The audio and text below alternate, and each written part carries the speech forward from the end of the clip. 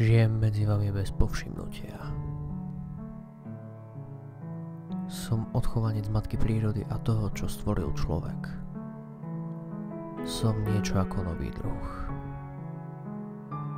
Hovorí vám niečo Černobyl? Áno, bol som tam, ale bol som veľmi malý. Bol som ešte len v prúžku. A radiácia spraví svoje. Moje ruky sú dlhé, moje oči veľké, moje nohy ploché.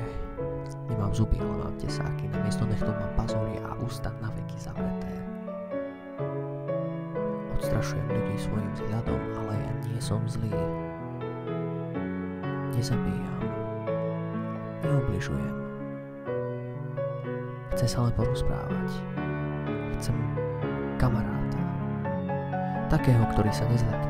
Takého, ktorý mi povie si super. Takého, čo by za mňa aj život položil. Teraz je tu nový život. Les.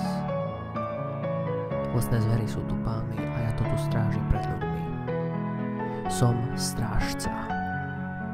Ak niekto vstúpi na moje územie, musí ostať a hovorí mi o všetkých novinkách, čo sa udejú vo svete.